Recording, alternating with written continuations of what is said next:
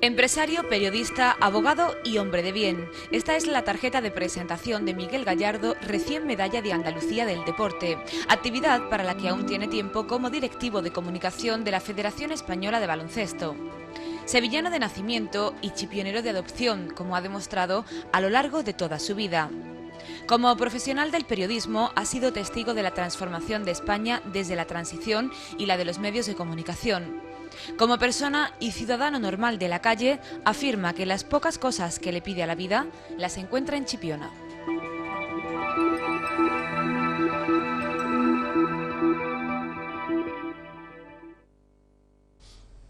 Don Miguel Gallardo Rodríguez, bienvenido a la hora de Juan Mellado. Muchas gracias, Juan. Me asalta una duda, porque últimamente tenemos unas dudas existenciales sobre si usted es chipionero, sevillano. Bueno, podemos dejarlo en que tengo la doble nacionalidad, aunque sean localidades cercanas, no hay que ser de dos países muy distintos, de Chipiona y Sevilla, pero yo nací en Sevilla, pero la verdad es que tengo 50 años y en estos 50 años prácticamente todos los veranos he estado en Chipiona, salvo dos, uno que por prescripción médica, cuando era pequeño, mi padre me llevó a la sierra, concretamente a Constantina, y otro que veraneamos en San Lucas de Barrameda, concretamente en la plaza de Cabildo, al lado de los helados Tony. Salvo esos 2 años, los otros 48 lo he pasado en Chipiona, y teniendo en cuenta que ha habido años que debido a los negocios que tengo en este precioso pueblo, he pasado entre 5 y 6 meses del año aquí en Chipiona, pues calcula que prácticamente de estos 50 años se podría decir que 20 lo he pasado en Chipiona, por eso lo de mi doble nacionalidad. Además, también te puedo decir que desde hace casi 20 años estoy empadronado en Chipiona. Hay una cuestión también que, bueno, cuando veo su currículum, no sé si es más extenso que el de José Luis Moreno, el ventrílocuo, No, o no, porque ahora mismo no sabría por dónde empezar a preguntarle. no he visto el de José Luis Moreno y el mío tampoco, de forma detallada tampoco lo he visto. Sé lo que he vivido mucho, he hecho mucho, lo he hecho en varias ocasiones. Yo creo que he vivido dos vidas, cualquier otra persona de mi misma edad. No creo que haya muy pocas personas que la hayan vivido con tanta intensidad, y la verdad es que por el número de cosas que he tenido la ocasión y la suerte de poder hacer, todas ellas por supuesto de una forma vocacional y gustándome, he tenido esa libertad que no todas las personas tienen de ir pudiendo elegir las profesiones y los trabajos y las empresas y las iniciativas que realmente me han ido gustando. Yo creo que sí, que se podría decir perfectamente sin que fuera ningún tipo de error que he vivido o al menos intensamente he vivido como dos. Hablemos de una cosa que deja siempre muchas veces marcado a la gente, el servicio militar. Me ha dicho usted que fue sargento en la mili. ¿Cómo llegó? Sí. ¿Fue usted un poco malo? Bueno, en esa época que el servicio militar era obligatorio, como sabrán los de determinadas generaciones, aunque ahora ya otras generaciones pues no saben lo que es el servicio militar al no ser de carácter obligatorio,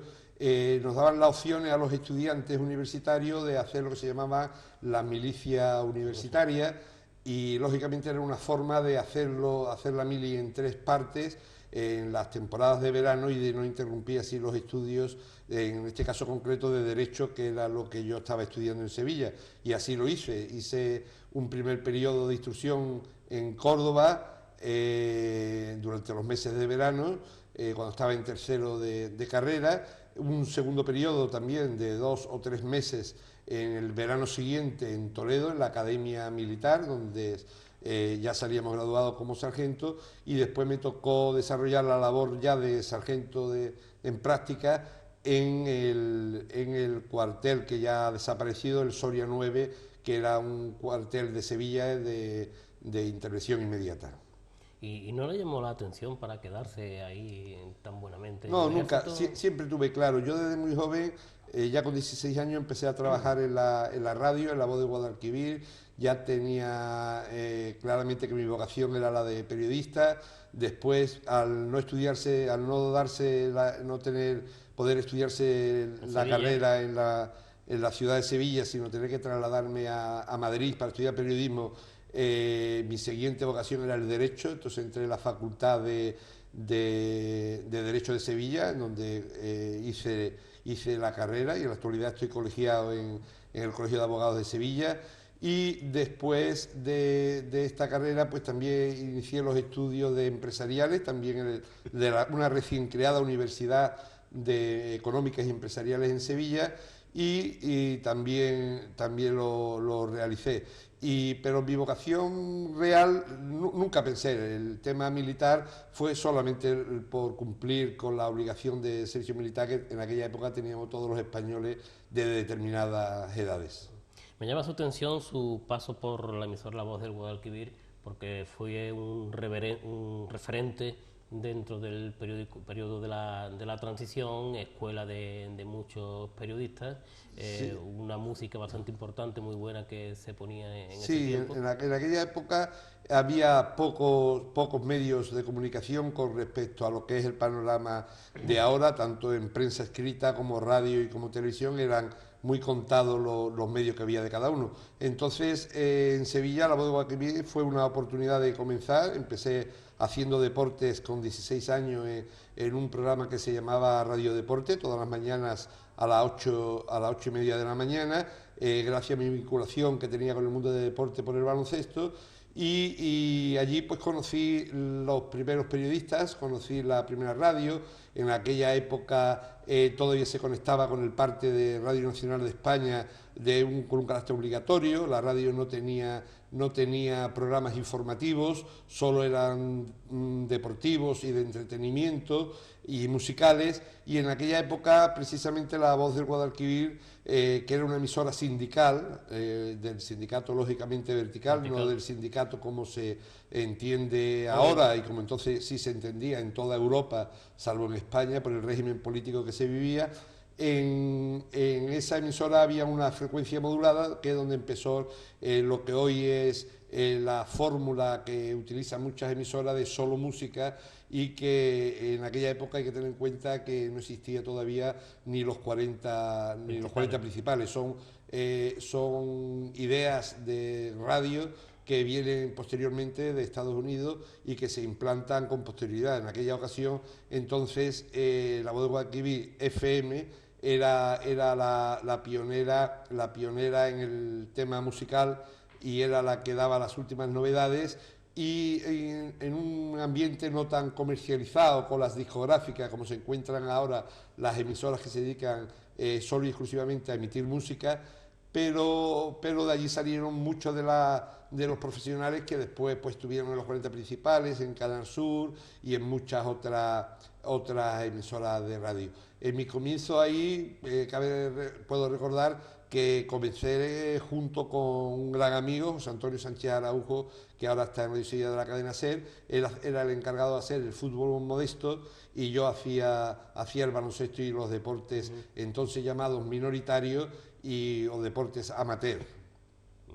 En aquel tiempo había otros referentes de radiodifusión en la ciudad de Sevilla, en Radio Vida, que luego se convertiría en la cadena COPE, Radio Popular, donde... Radio Sevilla, Radio Peninsular, es decir, que había sí, la Radio Nacional de España, digamos. También existía Radio Nacional de España, que curiosamente es donde trabajaba una prima del ya desaparecido Ricardo Naval, Mariló Naval, y es donde Rocío Jurado fue a cantar a ser entrevistada. En concreto, la primera entrevista se realiza en Radio Nacional de España de Sevilla por Mariló Naval, gracias a la intermediación de Ricardo Naval Tani, que hace con su prima para que ella cante, para que ella sea entrevistada. Pero hay una confusión ahí, porque la primera vez que canta en la radio Rocío Jurado, eso es en Radio Sevilla, en un programa concurso de actuaciones musicales, en la que, según me contó ella misma en alguna entrevista que tuve la oportunidad de realizarle, el premio era una gaseosa y algo más, pero muy poco, unas medias, una gaseosa y una serie de cosas desde hoy, desde el punto de vista de hoy, de menor cuantía. En aquel momento pues me imagino que no eran tan de menor cuantía, sino que eran, dada la economía de la época, el tipo de regalo que se ofrecía en los concursos radiofónicos. Entonces hay mucha gente que todavía no tiene eso claro, y yo sí, porque tuve la oportunidad de hablar con ellos. Fue en Radio Nacional de España en Sevilla donde le hicieron la primera entrevista, pero la primera vez que cantó en radio y en un concurso y lo ganó fue en Radio Sevilla de la cadena SER. De ahí su vinculación que siempre tuvo con Sevilla, ella, y a la que le gustaba mucho, al margen ya de su Chipiona, lógicamente, a ella le encantaba estar y vivir y disfrutar de Sevilla. Recuerdo las primeras cabalgatas de Reyes con Rocío Carrasco y Pedro Carrasco, y Rocío eran las cabalgatas de Reyes de Sevilla. Ya que hemos hablado de Rocío Jurado, vamos a hacer un inciso dentro de su extensa biografía y vamos a hablar de Rocío Jurado, de lo que ha significado la personalidad de Rocío Jurado para Chipiona, y de cómo, es una pregunta que repito a muchos de nuestros invitados, cómo podemos administrar a partir de ahora ese patrimonio artístico, cultural que nos ha dejado Rocío. Yo creo que Rocío Jurado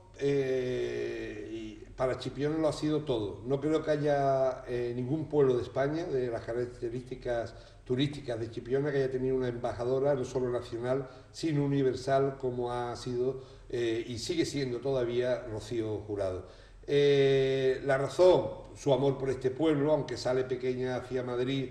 a intentar lo difícil que era conseguirse un puesto, como de hecho consiguió en el mundo de la canción, concretamente en el mundo de las folclóricas, pero ella siempre mantuvo sus raíces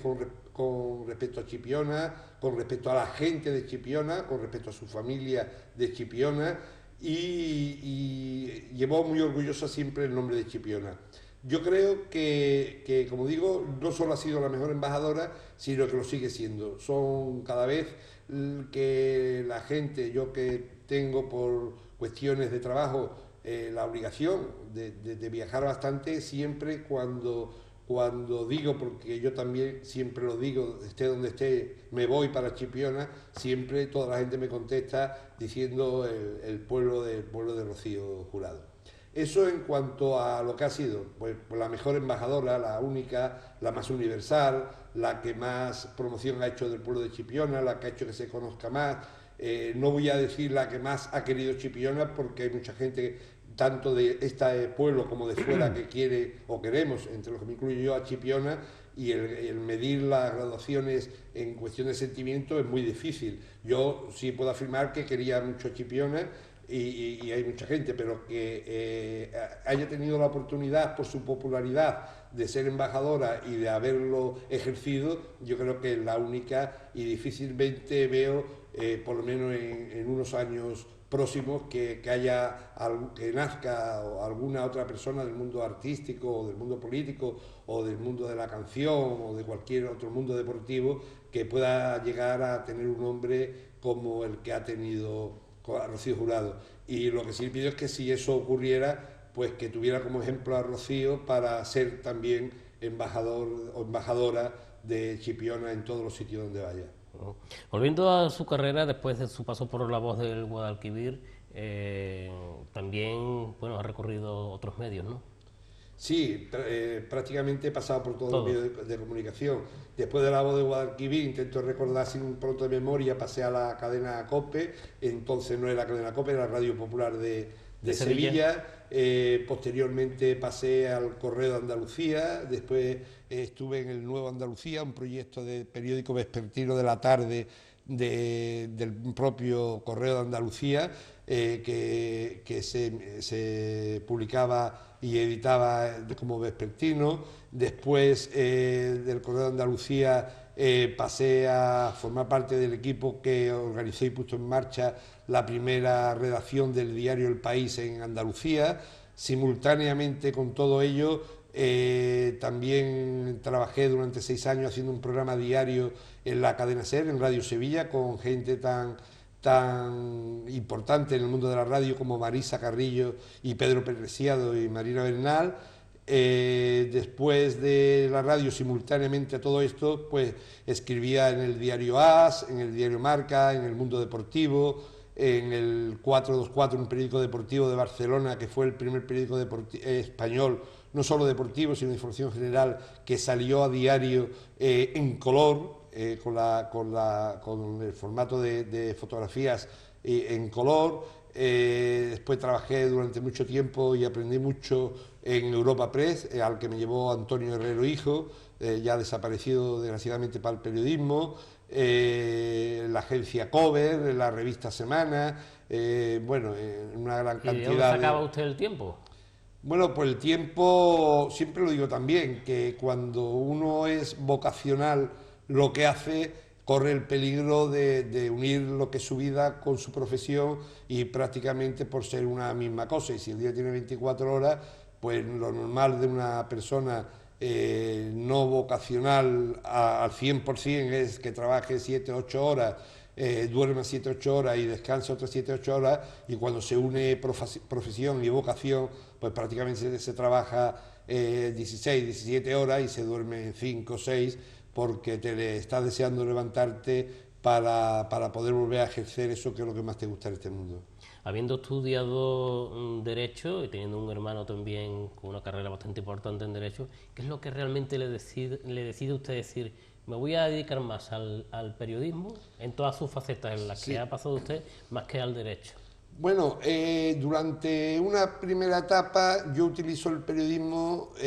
además de como ejercer una actividad vocacional, como una forma de obtener ingresos que me ayudan a montar mi primer despacho de abogado. Luego, en una segunda etapa,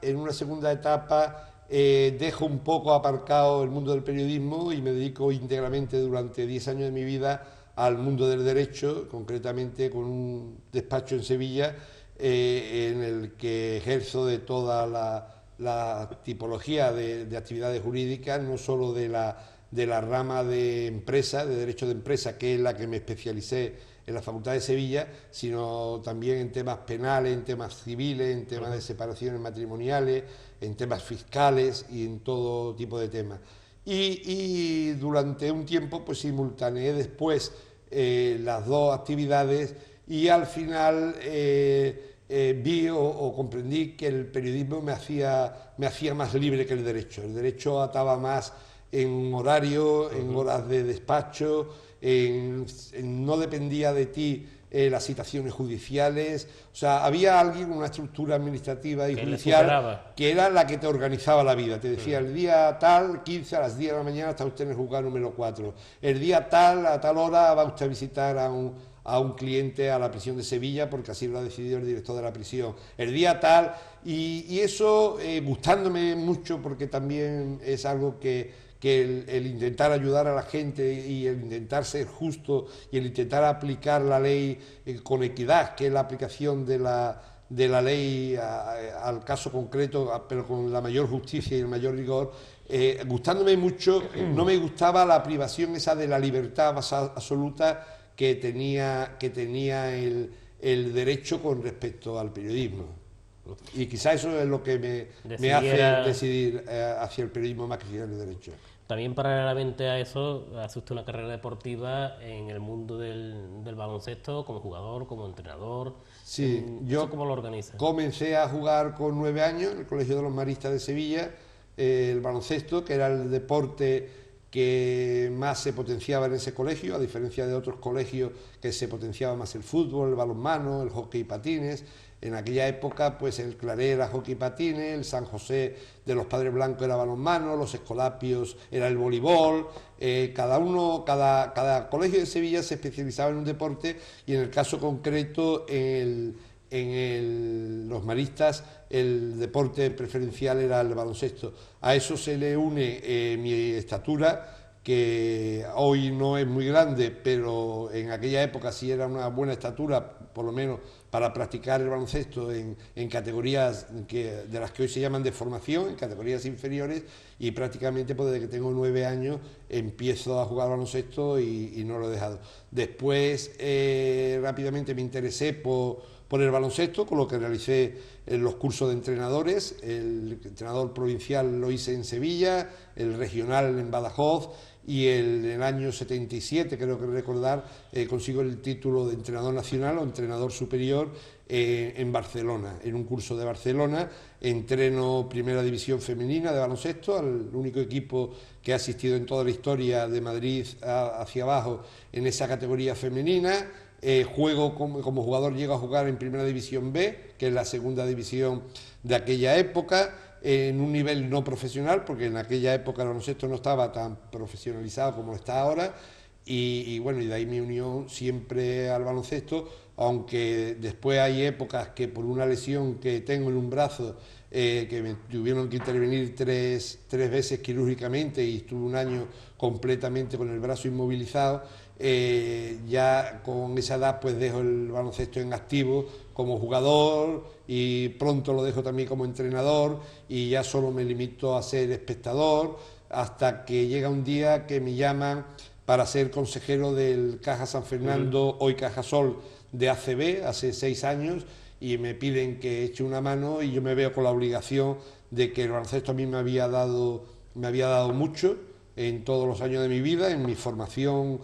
mucho de cómo soy creo que se lo debo al baloncesto en concreto, pero al deporte en general, en el que se aprenden cosas muy importantes en la vida, como que siempre que hay que saber perder para después poder ganar, que no siempre se gana en la vida, que hay veces que hay que saber perder, que hay veces que injustamente pierdes un partido porque el árbitro se equivoca, que hay veces que contrariamente ganas injustamente porque se merecía la victoria el equipo contrario, hay unos valores de esfuerzo, de constancia en los entrenamientos, de compañerismo con los compañeros, de no iniciar la aventura tú por libre solo, sino contar con los amigos, con los colaboradores, con otros compañeros que conozcan los mismos temas que tú, una serie de valores que en la vida me han valido mucho y ante eso pues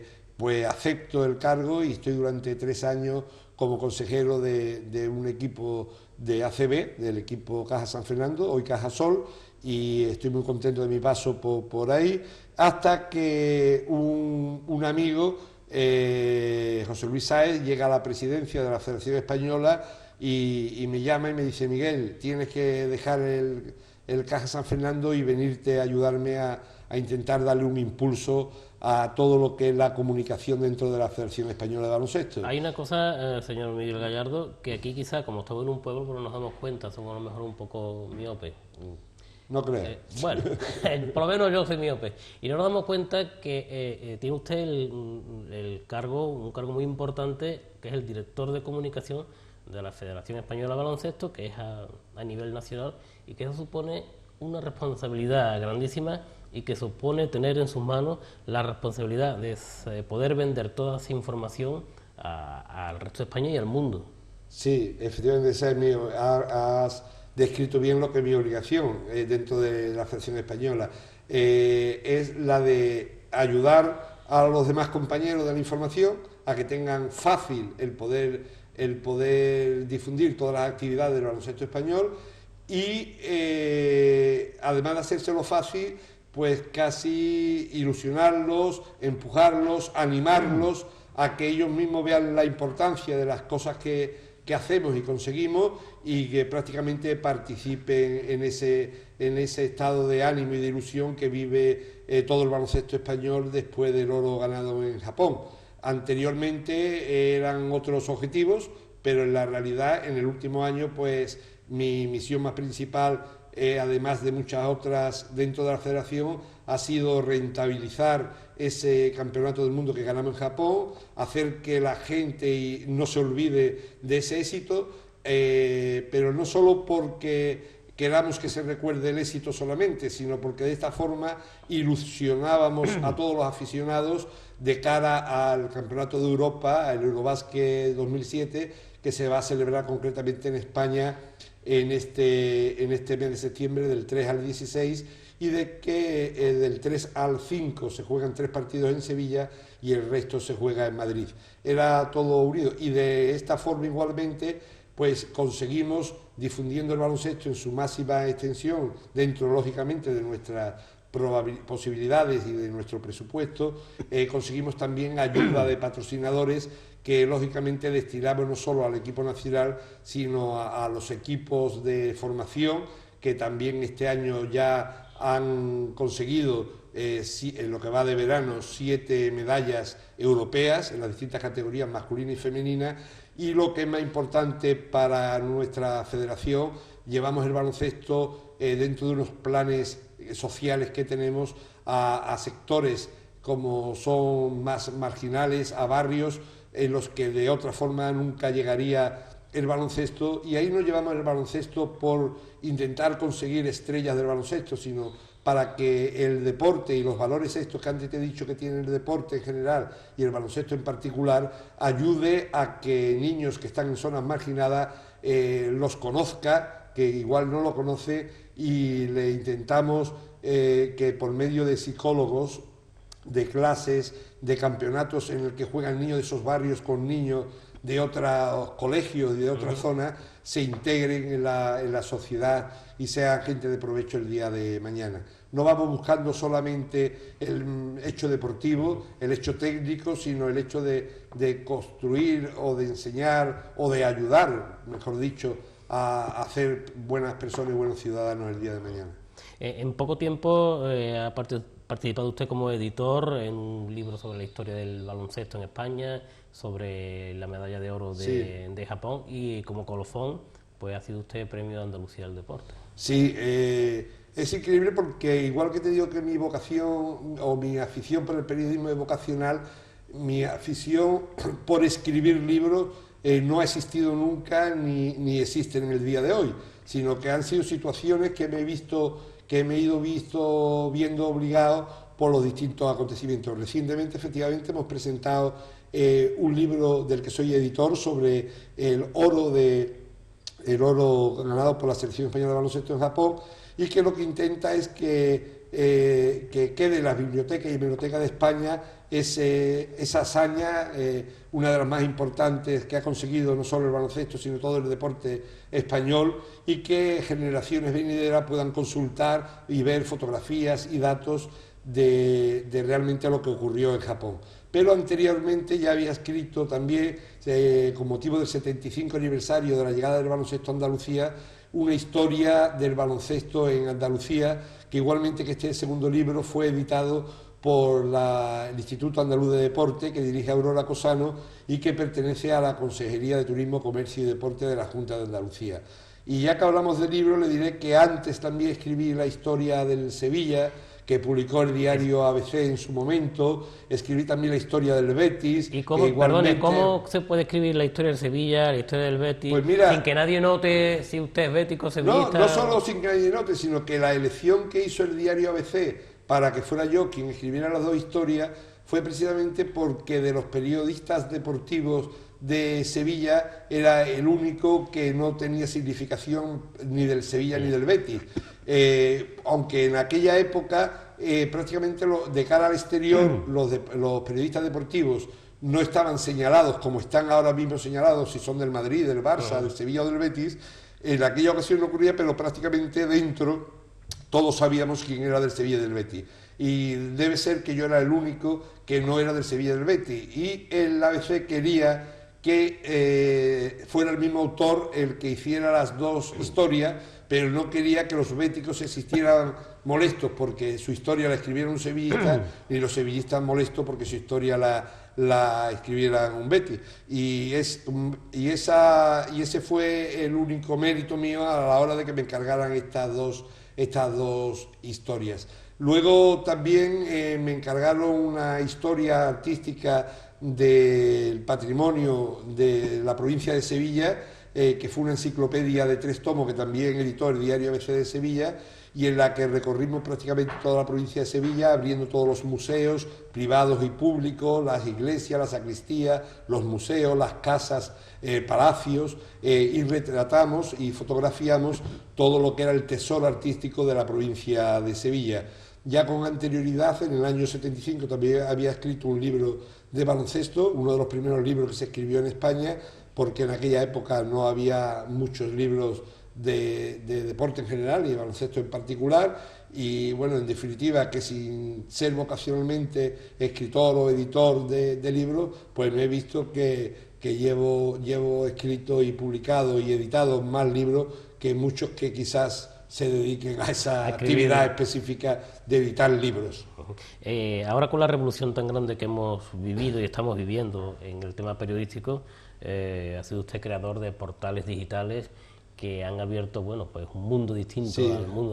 mundo que ya conocíamos de la información. Sí, hace 3 años iniciamos esa nueva aventura, conocedores y creedores de que era el futuro de la información estaba en Internet. Hoy ya no podemos hablar de que el futuro esté en Internet, sino que es una realidad patente y real. La información en Estados Unidos ya ha conseguido que sea mayor el número de personas que se informan por Internet, superando incluso al número de personas que se informan con la prensa escrita y con los telediarios, dos medios que son muy potentes en Estados Unidos, y en breve yo creo que en España en pocos años ocurrirá lo mismo. De eso se han dado cuenta también las empresas periodísticas de la antigua usanza. Lo que ocurre en mi criterio es que se han dado cuenta algunas un poco tardes, pero han rectificado, rectificar es de sabio, y ya raro es el periódico, el medio de comunicación de prensa, radio o televisión, por pequeño que sea, que no tiene su página web y su periódico digital. Eso ha motivado también que la prensa convencional, y en concreto los dos periódicos nacionales de mayor difusión, como son El País y El Mundo, estén pasando crisis de venta y estén intentando reinventar el periodismo de prensa escrita de pago para contrarrestar el periodismo de prensa escrita gratuita, los periódicos gratuitos y la información por Internet. El próximo mes de septiembre y octubre ya los dos periódicos, tanto El Mundo como El País, anuncian una revolución en sus periódicos y prácticamente van a sacar a la calle un nuevo periódico, un nuevo diseño, con nuevos conceptos del periodismo, y yo creo que del acierto o no acierto de estos de volver a reinventar el periodismo escrito depende que los periódicos sigan existiendo o vayan decayendo. De todas formas, yo creo soy optimista, creo que van a seguir existiendo, que no existirán con los formatos y tal como se entienden hoy, pero que se reinventará un nuevo periodismo escrito de prensa y seguirán existiendo. Lo mismo que ocurrió con la radio cuando apareció la televisión, todo el mundo tiró aquellas viejas radio de lámparas Philips que tardaban en encenderse, pensando que si la televisión daba voz y imagen, ¿para qué le iba a servir un aparato que solo daba voz? Y después la radio supo reaccionar, cambió el formato de radio que hasta entonces había tenido, y ahí la tenemos muy potente como medio de difusión. Y además ahora mismo esas radios están a buen precio en los anticuarios. Sí, las radios que Philips. Yo recuerdo la radio de mi abuela y recuerdo el día que se tiró porque ya no funcionaba. Ahora en Sevilla hay concretamente un bar en que hay una colección muy buena de radios de ese tipo de la época. Bueno, y hemos hablado de la prensa escrita gratuita. ¿Eso cómo se interpreta y cuánto tiempo puede durar ese fenómeno? Sí, yo siempre he creído la prensa gratuita desde hace más de 25 años. Conocí concretamente en Tarragona, en Salou, un semanario gratuito que informaba de la programación de televisión y que se repartía por los buzones. Yo cuando vi aquello dije, este es el futuro de la prensa. Ha tardado, pero ya es una realidad. El diario Metro, el diario ¿Qué?, el diario 20 Minutos, el diario ADN, está participado por las mayores empresas, tanto multinacionales como nacionales. En concreto, el diario ¿Qué? Lo acaba de comprar hace unos días Vocento. El diario ADN pertenece a José Manuel Lara, al Grupo Planeta con La Razón y Antena 3, y los diarios Metro y 20 Minutos pues están participados por empresas multinacionales muy fuertes.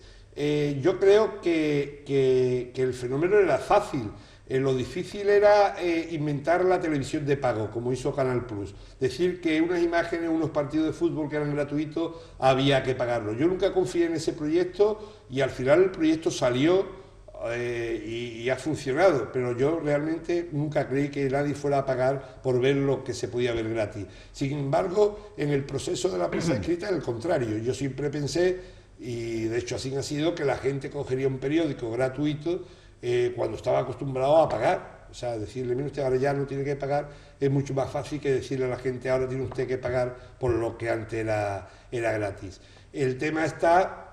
en el soporte publicitario. Si la radio puede supervivir y la televisión de la publicidad, ¿por qué no va a poder supervivir un medio escrito? El secreto de todos estos medios está en el equilibrio que supone el ingreso publicitario con los costes de producción de papel y de distribución. Si la empresa en una semana consigue X ingresos publicitarios, pues podrá tirar X número de ejemplares, los que permite con ese dinero la imprenta sacar, y simplemente así. Si consigue el mayor número de ingresos publicitarios, pues podrá ser mayor la tirada. La tirada va aumentando o bajando según los ingresos publicitarios, que es mucho más seguro y sólido, puesto que se tienen ingresado antes, que los periódicos al uso normal, que hacen una tirada de un número de ejemplares, pero no saben realmente de ese gran número cuántos se van a vender, cuántas personas van a acudir al puesto, al kiosco de prensa, a comprar su periódico de pago. Ha tenido también durante estos años usted tiempo de crear empresas de agencias de noticias, y entre ellas también dedicarse al tema de la prensa del corazón, un tema que siempre en estos últimos años pues está un poco desmadrado y que quizá, dicho de alguna forma, no tenga muy buena prensa, pero que es de los más leídos, de los más vistos y de los más oídos del mundo de la prensa española, ¿no? Sí. Bueno, voy a contestarte una pregunta que quedó antes en el aire, que era sobre el Premio Andalucía de los Deportes, para decir que efectivamente que doy las gracias, lógicamente, como no puede ser de otra forma, al jurado que consideró que concederme el Premio Andalucía de los Deportes de periodismo por la labor informativa realizada en el mundo del deporte, concretamente en el Campeonato del Mundo de Japón, donde España consiguió el oro, y que la verdad estoy bastante satisfecho de cómo conseguimos comunicar con toda España y con la gente, no solo aficionada al baloncesto, lo que estaba ocurriendo a 10.000 kilómetros. Agradezco lógicamente a la Junta de Andalucía, a la Consejería de Turismo, Comercio y Deporte, que es la que concede estos premios, el hecho de que me haya otorgado este año esta distinción. También me hablaste de los diarios digitales, y no te he dicho, y te digo ahora, que el diario que hace 3 años comenzamos y que ya está consiguiendo un número muy importante de visitas, no solo nacionales, sino internacionales, es sevillapress.com y farodechipiona.com. Son 2 periódicos de información general, en que intentamos recoger todas las noticias que creemos de interés, tanto para Chipiona como para el resto del mundo, porque una de los mayores méritos que tiene, o de las mayores ventajas con respecto a otros medios de comunicación que tiene los periódicos digitales, además de su gratuidad y de que se puede consultar a cualquier hora del día, a diferencia de la radio, que tiene que escuchar un programa a determinada hora, aunque sea gratuito, o el periódico, que hay que pagarlo, estos son gratuitos, se pueden consultar a cualquier hora del día, y tienen una inmediatez y una rapidez y una universalidad fuera de lo normal. Nosotros recibimos en la redacción de estos periódicos digitales muchísimos correos electrónicos de distintos países, de Venezuela, Argentina, de habla hispana y de Canadá, de muchísimos sitios, que siguen las noticias de Sevilla, de la feria, del Rocío Jurado, de la música, fan de cantantes que nos piden direcciones de cantantes al ver que nosotros lo hemos entrevistado, de todas las partes del mundo. Esa posibilidad de escribir 3 líneas y que en breve instante puedan ser leídas en cualquier parte del mundo es algo que tiene un valor que hasta ahora desconocíamos los que nos dedicábamos al mundo de la comunicación, que siempre el periódico era regional, local o nacional, pero nunca hubo un periódico internacional, nunca hubo hay radios nacionales, locales y regionales, pero nunca hubo un periódico internacional, nunca hubo una revista internacional, por la dificultad que tiene de distribución y de idiomas. Y en cuanto a la prensa del corazón, y ya te acabo las preguntas que había dejado un poco en el aire, la prensa del corazón está viviendo momentos difíciles, no todo lo que aparece en prensa, radio y televisión es prensa del corazón tal y como la idearon los que inventaron este negocio, que fueron el padre del hoy director de Lola y otra serie de personas que quisieron traer a la España de la posguerra las cosas, el nivel de vida, el glamour de los artistas de Hollywood, de las casas de Hollywood, los trajes que utilizaban, los premios, las fiestas en las que se divertían, las bodas que celebraban, los bautizos, los cumpleaños, las primeras comuniones, los nacimientos de los artistas. Ese es el verdadero nacimiento de la prensa del corazón, de la prensa rosa y de fenómenos como son la revista Hola, Lectura, 10 Minutos, Pronto y la revista Semana. Ese es el auténtico carácter de la prensa, no solo del corazón, sino la prensa rosa, bonita, la prensa de color, que son las primeras publicaciones en España que empiezan a publicar en color, a diferencia de los periódicos normales que se publican en blanco y negro, y que intentan llevar el lado bonito de las cosas. No hay nada más importante desde el punto de vista periodístico y del punto de vista humano que el nacimiento de una persona, sea del nivel que sea, porque no sabemos quién está naciendo ni qué puede desarrollar en todos los niveles profesionales y humanos esa persona. No hay nada más importante en la vida de una persona que un matrimonio, un casamiento, porque une dos personalidades, dos patrimonios y dan vida a otros nuevos nacimientos, y no hay nada más importante para el ser humano que un fallecimiento, una muerte,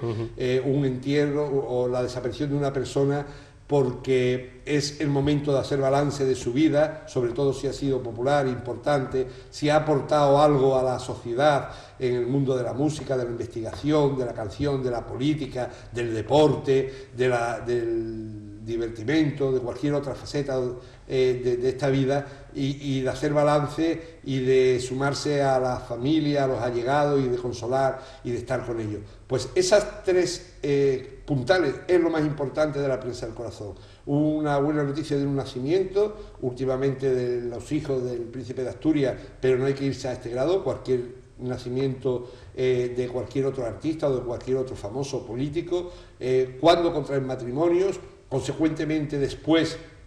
los divorcios y separaciones que antes no existían cuando nace esta prensa del corazón, son importantes porque varían la situación de las personas, de las sociedades y de las familias, y las patrimoniales lógicamente también, al separar herencias y demás, y el fallecimiento de las personas. Eso es lo más importante, pues eso es lo que trata la prensa del corazón. Y eso no tiene absolutamente nada que ver, y desde el punto de vista de lo bonito, del color o de sumarse al dolor de las personas ya fallecidas. Eso no tiene absolutamente nada que ver con el periodismo que mayoritariamente se realiza hoy, y que se saca la parte mala existente o no existente de las cosas, y cuando nace un pequeño que tiene todos los derechos a su intimidad como menor, y como todo lo demás, se empieza rápidamente a hablar de que si tiene una enfermedad, que si no la tiene, que si ocurre, con qué derecho se entra en la intimidad de un menor que acaba de nacer y que todavía no ha hecho nada ni bueno ni malo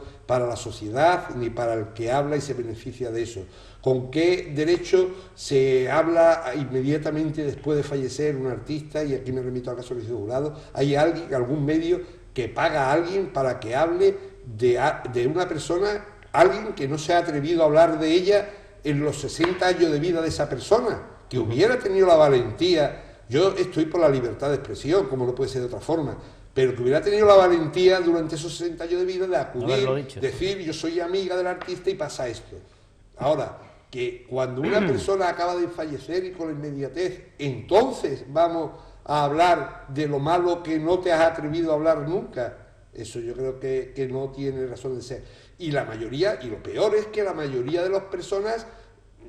comparten conmigo esta idea, porque yo hablo en la calle y es una opinión mayoritaria, que hay cosas vergonzosas y que no pueden ocurrir y que los medios de comunicación debemos de evitar, pero luego siguen existiendo porque dan audiencia y la gente sigue viéndolo y los fenómenos siguen ocurriendo. Por eso te digo que hay que distinguir lo que una prensa, que es a la que yo me he dedicado, la primera, la prensa del color, de resaltar las virtudes, las cualidades de las personas, los hechos, los premios, los nacimientos, las bodas, los bautizos, las separaciones cuando no ha habido más remedio, y otra es la prensa que hoy se hace, en la que se hace personaje a cualquiera, desde un nacituros que todavía no ha nacido, no está en el bebé de la madre y ya están sacando la ecografía. El nascituro tiene derecho a nacer, de momento a poder nacer, y tiene derecho en todo lo que le es beneficioso, pero no en lo que le es perjudicial. ¿Cómo podemos hablar de una criatura antes de nacer, que cómo viene, cómo no viene, o vamos a ver qué carita tiene? ¿Quién es? Nadie, ni la propia madre, para dar los derechos de imagen de ese nascituro. Yo creo, sinceramente, que nadie. En estos días se ha dado circunstancia del secuestro de una revista como es El Jueves. Decía un columnista del diario La Razón, un poco jocosamente, con ironía, que el juez pues había atrevido a secuestrar la revista ante la imposibilidad de secuestrar a los lectores, ¿no? Bueno, dicha la broma, ¿cómo interpreta ese hecho que ha sucedido? Hombre, yo creo que la decisión del juez ha sido dar un toque de advertencia de que existe el derecho, de que existe el honor de las personas con carácter general, y no me estoy refiriendo a la monarquía, y que existen límites y formas coercitivas, porque no puede ser de otra forma de aplicar el derecho, como puede ser el secuestro de una publicación. Dicho esto, la aplicación de esta medida la ha hecho un gran favor a una publicación que en una época tuvo gran difusión y gran número de ventas, y que últimamente era una difusión bastante pequeña, y que todos hemos vuelto a hablar del Jueves, o incluso hemos vuelto a comprar el Jueves porque un juez la ha secuestrado, no porque el contenido de esa revista nos llame la atención y vayamos al kiosco a comprarla. Lógicamente estoy en contra del secuestro de cualquier publicación. Creo que es más positivo, una vez que se ha cometido el delito, bueno, soy partidario de que no se cometa, pero si una vez que se comete, pues que se aplique la ley, como ocurre en cualquiera de las otras actividades penales o de otros tipos penales del derecho. Eso en cuanto al fondo de qué ha hecho el juez, o qué creo yo que ha podido hacer el juez, y qué le ha ocurrido a la revista. El juez ha intentado aplicar y decir, oiga, que aquí no se puede escribir de lo que quiera y lo que quiera, sin tener en cuenta el honor de las personas, cosa que me parece correcto. Ya quizás la medida es un poco la incorrecta, porque ha motivado que se difunda algo que en condiciones normales no se hubiera difundido. En cuanto al contenido en sí de lo que se publica, pues si se ve la portada, de momento en el interior de la revista no viene absolutamente nada de lo que es la portada, y la portada, si no mal recuerdo, no dice ni hace referencia a quién sean las personas allí dibujadas. El autor dijo que era, en las declaraciones que hizo ante el juez, que era una crítica a la medida de los 2.500 euros por nacimiento que había adoptado el gobierno en meses anteriores o en semanas anteriores, pero yo no creo que si no hubiera existido la medida del secuestro, pues prácticamente hubiera pasado sin pena ni gloria, y tampoco los dibujos eran nada. Y de hecho esa misma publicación ha publicado hasta un libro sobre chistes de la monarquía, quizás no con ese dibujo, con esa postura, pero igual de rayando el límite del honor y de la forma de ser de los miembros de la Casa Real. Yo creo que se debería secuestrar no porque sea miembro de la Casa Real, sino de cualquier otro famoso o de cualquier otra persona. Digo famoso porque uno normal no lo publicaría o no existiría. Que saliera ese tipo de fotos, pues yo creo que son de mal gusto y debían de intentar evitarse, porque importante y tan respetuoso es el honor de un desconocido, como el honor de un famoso, como el honor del príncipe o de una monarquía o de doña Leticia. Yo no le doy más ni menos, pero ni le doy más a la monarquía ni le quito a un particular, que también tiene su honor, y también hay que evitar en muchas ocasiones que ese honor quede maltrecho en este caso por una caricatura o dibujo, en otro caso por una fotografía o por un texto o por una información o por un titular. Habíamos comenzado la entrevista hablando sobre si usted era chipionero, era sevillano. Vamos a adentrarnos en el mundo chipionero ya más personal. Una de las experiencias o de las grandes experiencias que ha tenido usted en Chipiona ha sido el de protagonizar el ser rey y mago, llevar la ilusión a los más pequeños y a los mayores también. ¿Cómo recuerda esa jornada que intuyo bastante llena de sentimientos y de vivencias? Bueno, fue una jornada inolvidable. Ya cuando me llamaron y me dijeron que si quería encarnar la figura del rey Gaspar, me avisaron de que iba a ser algo que todos los que lo habían sido anteriormente coincidían en que era algo muy, muy bonito e inolvidable. Pero yo no me iría solo al día aquel, sino la transmisión de ilusión la comenzamos en el momento que el ayuntamiento confirmó que iba a encarnar la figura del rey Gaspar aquel año. Empezamos ya a movernos, a ilusionar a los más próximos, a los que tenían que acompañarme como paje, a los amigos más allegados, a los pequeños de la familia, a los sobrinas, a las sobrinas, a todos los niños que deben de disfrutar de esa fiesta de Reyes. Después contagiamos el ánimo aquí a la televisión municipal. La televisión municipal nos ayudó para contagiar el ánimo al pueblo. Hicimos una serie de programas para intentar conseguir que ese año y todos los años no hubiera ni un solo chipionero niño que se quedara sin sus juguetes, sin sus regalos. Prácticamente el pueblo de Chipiona, como casi siempre ocurre con este tipo de cosas, se volcó. Distribuimos regalos no solo a distintos hogares no de Chipiona, sino de la provincia de Cádiz, de Jerez, de San Fernando, de varios sitios, sino también por medio de Cáritas y por medio del Ayuntamiento de Asuntos Sociales a barriadas más en los límites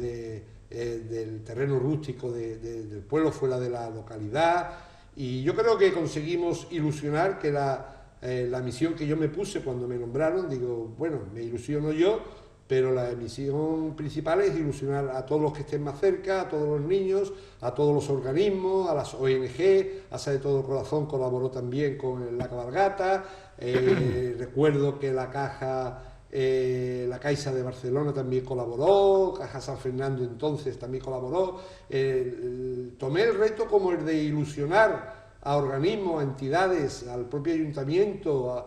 algo más de lo que ya estaba ilusionado con la propia organización de su cabalgata, a la televisión, a los periodistas locales, a que ayudaran a difundir la cabalgata como medio de ilusión y una noche bonita sobre todo para los niños. Para mí, pues, un día que difícilmente olvidaré. Lo guardo en mi memoria con gran cariño, y a todos los que me preguntan cómo fue la idea y tal, siempre digo, si tienen alguna vez la oportunidad de ser rey mago de tu pueblo, o de tu localidad, o de tu capital, donde sea, di que sí, porque nunca te arrepentirás. Y en medio de todo eso también la ilusión de los niños de San Carlos, por los que usted también... Sí, bueno, sí, los niños de San Carlos, yo tengo la suerte de haber tenido buenas amistades dentro de las hijas de la Caridad de San Vicente de Paúl. Estos son unas monjas que, a diferencia de muchas otras congregaciones, de hecho hace 2 años se le galardonó con los premios Príncipe de Asturias, reconociendo la labor importante que hacen. Están en el sitio oportuno, en el momento oportuno y en el sitio donde las necesitan, y en colectivos desfavorables y en situaciones realmente donde se puede ayudar directamente al prójimo. Aquí en Chipiona de todos es conocido el Hogar de San Carlos.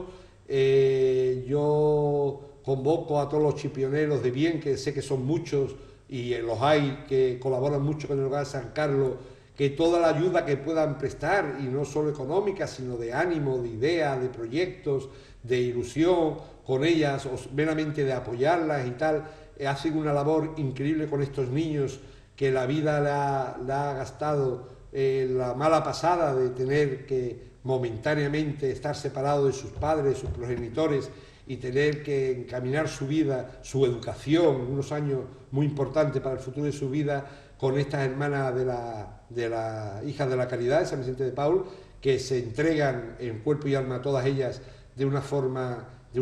increíble y elogiable. Y he tenido la suerte de, cuando vine a Chipiona, pues de que mi casa de ser vecino de ellas, como ellas me llaman, y yo las llamo a ellas cariñosamente, es que somos los vecinos, y es que lo somos físicamente de verdad, y yo veo bajar a los niños a la playa, veo subir a los niños a la playa, veo venir de excursión a los niños, veo los niños ir al colegio cuando empieza ya el mes de septiembre, volver, y toda esta parafernalia. Y luego también he tenido relación con la Hija de Caridad de San Vicente de Paúl, de Badajoz, con unas hermanas que traen unos niños desde hace ya 8 o 9 años a Chipiona todos los veranos a veranear, 40 niños de las zonas más desfavorecidas y más polémicas de Badajoz, y por medio de la ONG ASA de Todo Corazón conseguimos entre todos, un poquito el ayuntamiento, un poquito ASA de Todo Corazón, un poquito la Diputación de Badajoz, un poquito las monjas de la Hija de la Caridad, que son las que organizan en las vacaciones, y un poquito yo y otros amigos a los que yo animo a ayudar, conseguimos que estos niños puedan veranear. Después en Sevilla también hay otro tipo de problemática, que son los emigrantes entre 16 y 18 años que vienen a nuestro país en patera, y que al tener menos de 18 años no se pueden devolver a su país, y al tener más de 16 no se pueden escolarizar de forma obligatoria, y entonces están en un periodo que tienen un problema. Pues también colaboro allí con un centro que magníficamente se ocupa de estos chavales, y en esos 2 años intenta darle formación para que cuando cumplan los 18 años pues puedan quedarse en España, por llevar ya un tiempo de residencia en nuestro país de 2 años, probado por ellas, y puedan también entrar en la vida laboral y buscar trabajo teniendo conocimientos tanto del idioma como de la informática, como de específica de alguna labor, ya sea de hostelería o de campo o de cualquier otro tipo de cultivo, de que puedan integrarse en la vida normal española. Y yo siempre le digo a ellas de cachondeo, cada vez que las veo y tal, que me persiguen, porque claro, en Chipiona son vecinas, las de Badajoz, por medio de la ONG esta con la que yo trabajo, también tienen la conexión conmigo. Estas son amigas de la de Sevilla, que me llaman ante la problemática de estos niños. Intento también colaborar, ayudar, ilusionar, y lo que siempre digo, no ilusionarme yo, o no colaborar o no ayudar yo solo, porque eso es muy limitado y muy pequeño, sino ilusionar que más gente den su granito de arena, y que sumando todo podamos ayudar y aportar. Y yo siempre se lo digo, la Hija de la Caridad me perseguís, pero la verdad es que no es que me persigan, es que ya están en todos los sitios donde hay que estar. Entonces, te mueva por donde te mueva, siempre al final da con una Hija de la Caridad. Por cierto, encarnando la figura de Rey Mago, ¿qué se siente cuando un niño pequeño ve que usted representa un Rey Mago, y con esa ilusión usted le entrega el regalo? Usted, como protagonista de esa historia, me imagino que en ese momento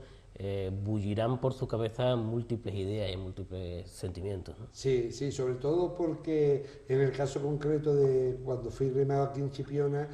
una de las actividades que ya de por sí tiene prevista la organización de la cabalgata de Reyes Chipiona, Nico en concreto a la cabeza, a los que felicito, y a todos los que trabajan para hacer posible la cabalgata y para hacer posible la ilusión de los niños. En ese año concreto, una de las actividades es visitar desde siempre al Hogar de San Carlos y llevarle los juguetes a los niños, y resulta que en aquel año pues prácticamente todos los niños de San Carlos los conocía con nombre y apellido, y ellos me conocían a mí, aunque no todos, solo los más avispados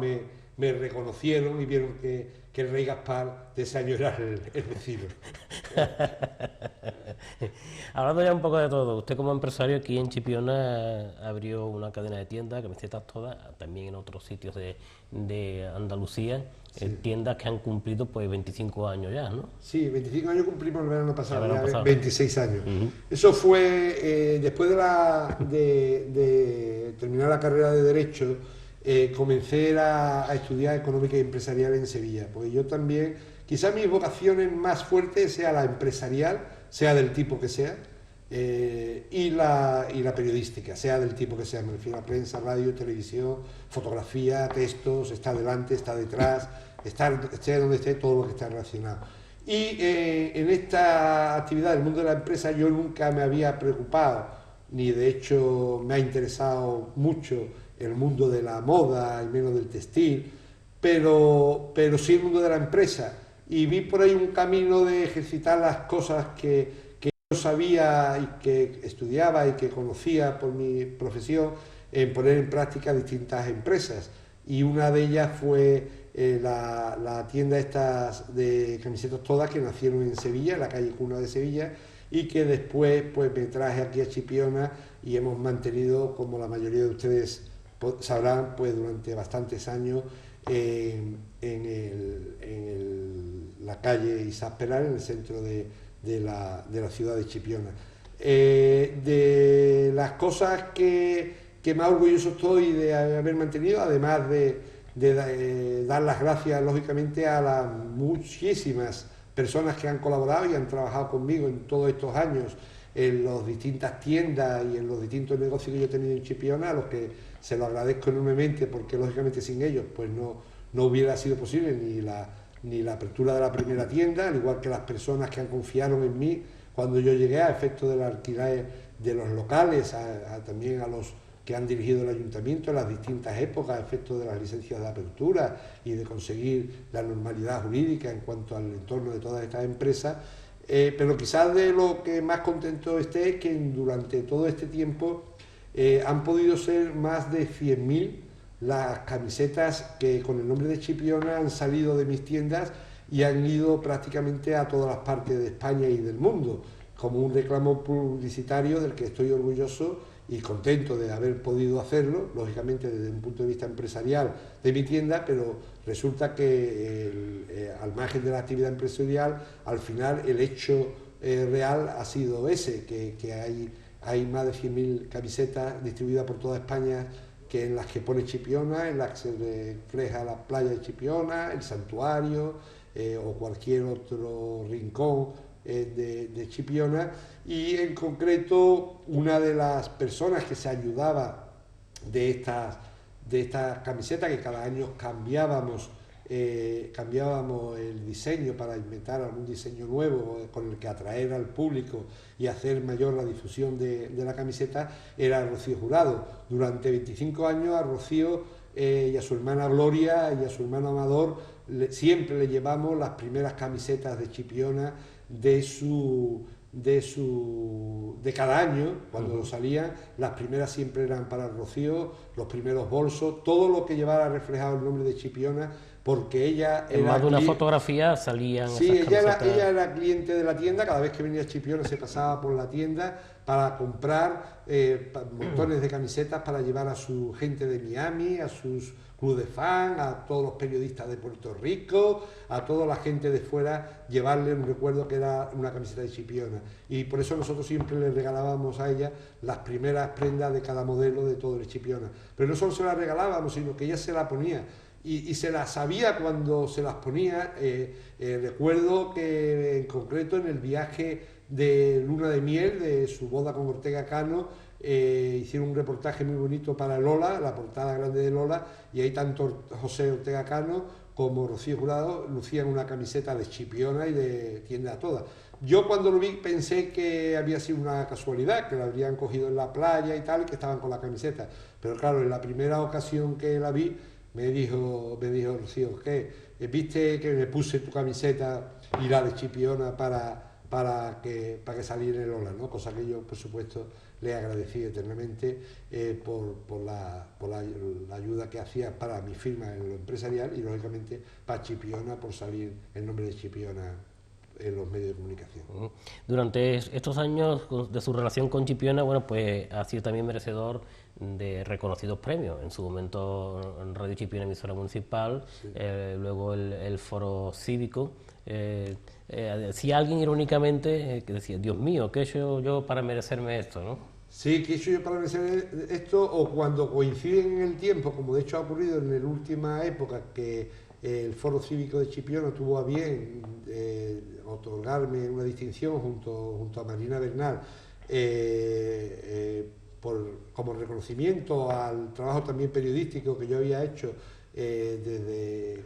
Chipiona, de la gente de Chipiona y con las cosas de Chipiona. Cuando eso ocurre y en relativamente poco plazo de tiempo me entregan el Premio Andalucía de los Deportes, del que antes hemos hablado, que me concede la Junta de Andalucía, pues uno ya empieza a pensar si es que le va a ocurrir algo, si es que estoy enfermo, si me voy a morir, si soy ya muy viejo, si esto es una señal de que te tienes que ir jubilando, quitándote y dejando paso a otras generaciones, si ya... en broma y en medio serio empieza a pensar si quizás estos reconocimientos, lógicamente que agradezco enormemente al Foro Cívico de Chipiona y a todos sus componentes y a cada uno de sus miembros, porque sé lo que suponía para ellos el crear la estructura de estos premios y el que de todas las posibilidades tuviera bien que los primeros premios de ese Foro Cívico fueran para, entre otras personas, para Marina Bernal y para Miguel Gallardo, pues algo que agradeceré enormemente a ellos. Pero te da a pensar qué está ocurriendo, si ya está quemando etapas de tu vida, si te vas a morir o si va a pasar algo. Pero bromas aparte, lógicamente se agradece mucho, y se agradece mucho porque vienen de Chipiona, y en el caso concreto del Foro Cívico son personas a las que yo conocía, lógicamente, por su vinculación con el derecho o anteriormente con la política o con los negocios o con las empresas aquí en Chipiona, pero con los que no tenía una amistad directa como puedo tener con otras personas del pueblo, y que siempre te dejan entrever, pues lógicamente te ven con más cariño o te ven con más admiración por el grado de amistad que une a las personas y que inevitablemente tiene que ir unido a los comportamientos en la vida. Sin embargo, no es el caso, aunque ahora sí, a raíz de esos premios nos hemos hecho bastantes amigos y me ilusiona haber sido uno de los primeros galardonados, y me gusta la idea de que ellos y otros organismos se